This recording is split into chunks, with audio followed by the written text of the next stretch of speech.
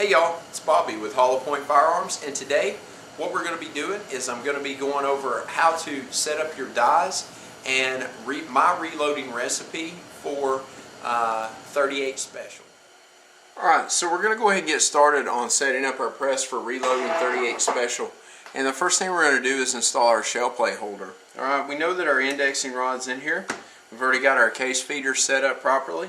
So what we're going to do is go ahead and drop our shell plate holder into our carrier. Alright, now you'll notice in this case, like I've said before, I'm not using the primer feeder, so there's no primer equipment in the actual press. Alright, so then I'm going to slide we got to put our case ejector on there first.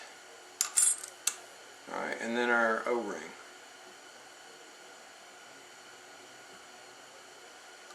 Place our O-ring on there, and then our shell plate retaining nut. Alright, so now our shell plate's on there. What we want to do is go ahead and cycle a round through our shell plate holder. What we're going to do is it goes to each station. We're going to go ahead and adjust the case retaining clips here.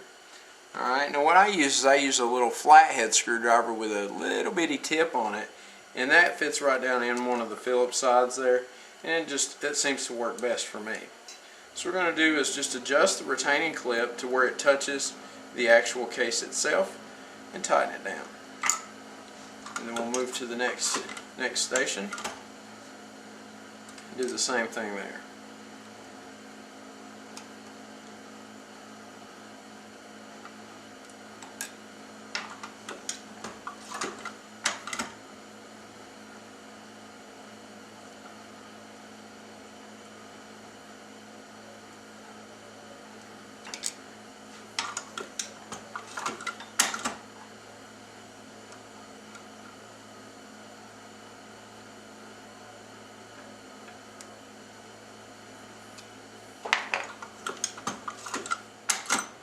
Alright, the next step in setting up for reloading our 38 Special is going to be installing the dies. Alright, the first thing we need to do is install our turret plate here. Okay, this is a brand new turret plate and there's no markings on it. Remember, we have our mark on the actual frame to make sure that every time we line up perfectly. Alright, now to know if it's setting properly, the side of the turret actually has bigger indentments wherever the actual turret retaining screw is going to thumb in there. Okay, so what you want to do is just find that sweet spot, and that seems like it right there, and then you'll run your press up and then look right to where all of the make sure that all of them line up about right in the center of your actual threaded areas for your dies. Okay, and that one fits where it's supposed to. So I'm going to go ahead and take our permanent marker and mark the turret plate. Alright, when you're installing the dies, keep in mind that you can use these techniques that I'm showing you in a single stage press just the same as we're using it in this turret press. Alright, so just keep that in mind. If you use Lee products and you purchase Lee dies, it comes with a neat little diagram with the dies, and it tells you exactly how to install all of your dies. Alright, and then on the back it tells you all of your reloading information, alright, all your reloading data. So these are super important. Don't toss them out when you open up your new dies. And we're just going to use this to install our new dies. Alright, the first die normally that you would install would be the extractor full length sizer die. Alright, that's the first die. Now in my case, you guys know I don't use my primer seeder. Alright, so station 2 is always empty if you're using your primer seeder, or if you're not using your primer seeder, it doesn't matter. Station 2 is always empty. But station 1 would normally be where you would put your full length sizer and your extractor, which pushes the primer out of the case. Alright, in my case, I'm not using this press to install the primers, so when my cases come through the case feeder, they will already be sized and primed, deprimed and reprimed, so I don't want this one in my primer, or in my turret, or it'll just knock out a good primer. But just for all intents and purposes on this video, I'm going to go ahead and install it so that you understand how to install the actual die itself. Okay? So for the full length sizer, what you want to do, anytime you're installing dies, you want to run your press all the way to the top until it bottoms out. Alright, just like that. And then we're going to screw our full length sizer into the turret until it touches the shell holder.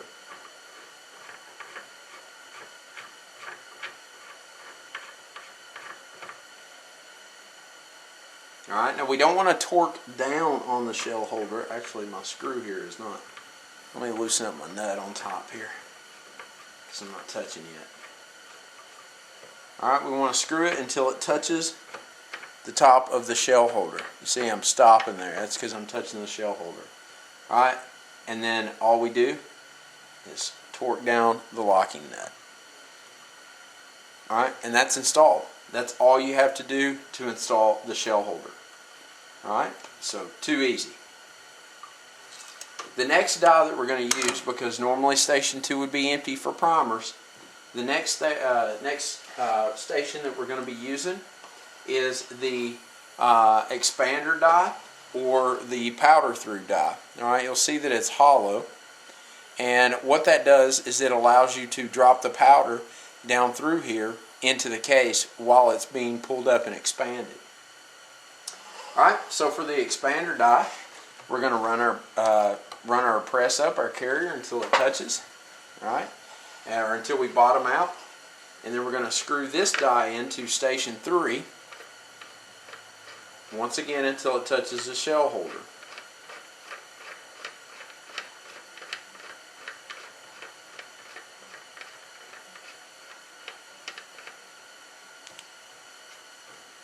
Alright, it's touching the shell holder there.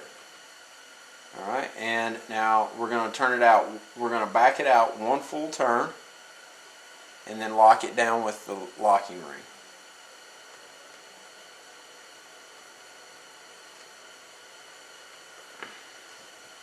Now, that one's set. Now, whenever you get ready to reload, when we run our test run through here to check our dies, I'll show you what I'm talking about. You want to make sure that this is expanding the brass just enough for the bullet to seat in the top of the brass. If it expands too much, it'll leave a bubble or even dimple or crimple your brass. If it's not enough, then your bullet will just tear the outside of the brass because it's not expanded enough. So we pushed it all the way in until it touched the shell plate holder, or the shell plate, and then we backed it out one full turn and locked it down. And we'll adjust fire on that if we need to. Alright, the next die is the bullet seating die. Alright, now the bullet seating die, what we're going to do is run it up just like before. Run our shell holder up, carrier up, and we're going to thread it into station 4 until it touches the shell holder.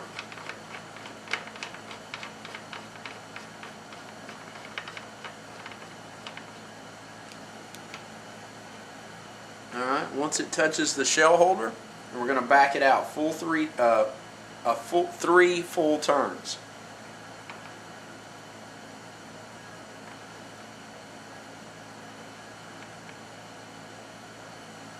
Alright, and then tighten down our locking ring.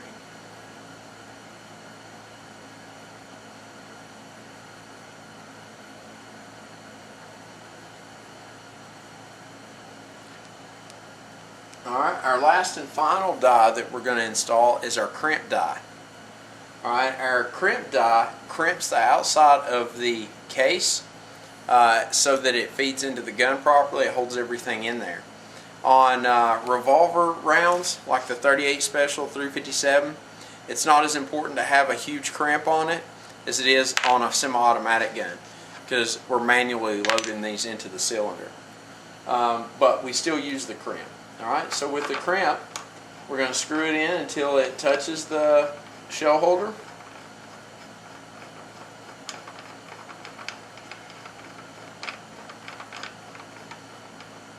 Alright. And then lock it down.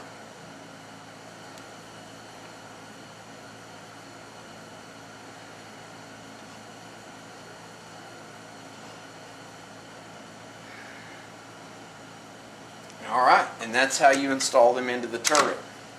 Alright, now if you were doing this on a single stage press, then you would have to install, you would do just the same. You would run your cylinder up and your shell holder up until it touched, or then thread it down until it touched and lock it down just as we did, or back it out, whatever it may be.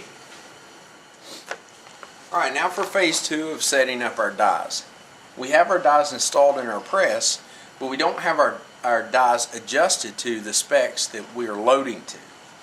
Alright, so the first one is the full length sizer and extractor. Okay, it pushes the old primer out. You'll see here that the old primer is still in there. So I'm just going to seat it in the press. I'm going to run it up, run it through the full length sizer. I'll hear it knock the primer out, come back down, advance to station 2. Alright, come up in station 2, it's not going to do nothing there. Go to station 3. Alright, now I'm at my expander. Alright, now if you're using a powder feed, then the powder feed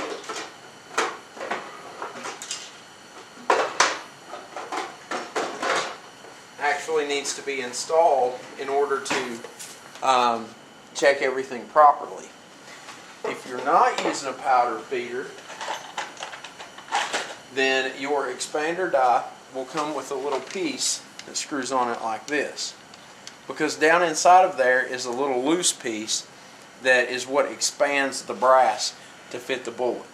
Alright, so the first thing we're going to do is I've put this back in there. This is how your die would come from the factory, with a little funnel in the top of it.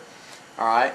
And just to set up our dies, we're not using our powder feeder to set up our dies. So we want to make sure that we're expanding properly. So I'm going to go ahead and run the brass up into the expander. And big thing when reloading is make sure that you push the handle all the way down. You fully suppress it. Alright, now I'm not going to push it all the way down. I'm not going to let my carrier ride all the way down, because I want to check and see how my bullet is setting in the top there.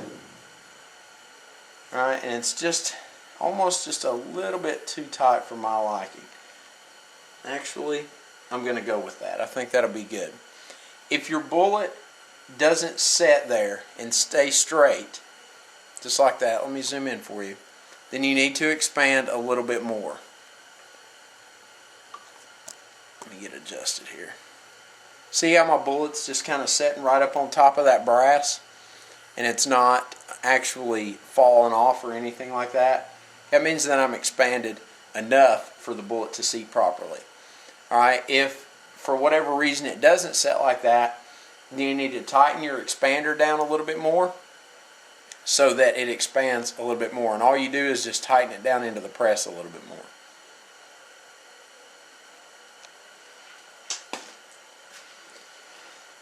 Alright, so we're good on the expander. Alright, so now we're going to go to our bullet seating die. We want to go ahead and back our bullet seating die out. Alright, and then we're going to set our round right in the top of our case and run it up into our bullet seating die, just like that. And it should have set it just a little bit. I felt a little pressure. So that means we're setting on top of it. Alright, obviously that's too long. Alright, let me zoom in here and get you guys a better look at what I'm doing.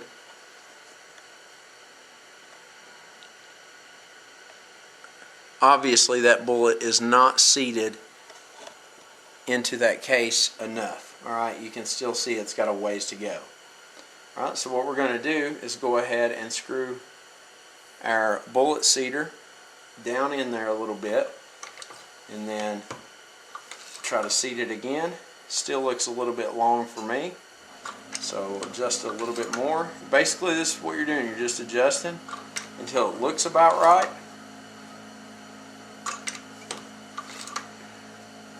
And then what we'll do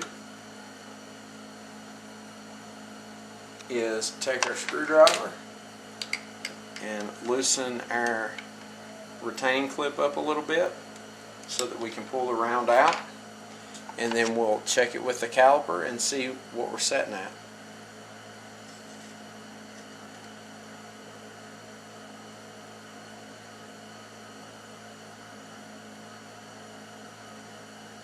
.460. I don't know why it keeps adjusting there. 1.461 and a half. Alright, what was our goal? 1.477. Alright, so I'm just going to back it out just a little bit, and that should be about right. Alright, for our bullets. So that's how you set up the bullet seater. This is your adjustment screw. You don't mess with the base. All you do is adjust this top screw here until it seats properly. Alright, and all that does is thread a little cup down in there that cups the bullet and pushes it down into the brass, or into the case. So we'll place that back into our shell holder there, push our case retaining clip back up, tighten it down, and move to station 5, I'm sorry. Now for station 5, we want to do the same thing. It's got a little knob on top of it, just like the bullet seater does. We want to back it all the way out. Alright, and run our case up in there. And then we want to thread it down onto the bullet until we feel it give a little bit of a, until we feel it give some resistance.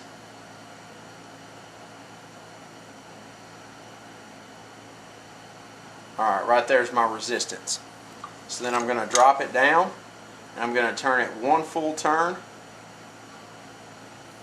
and then I'm going to crimp my bullet, and then check the crimp on my bullet. It's a little much for my liking, so I'm going to back it out a half a turn, and we're going to go with that. Alright?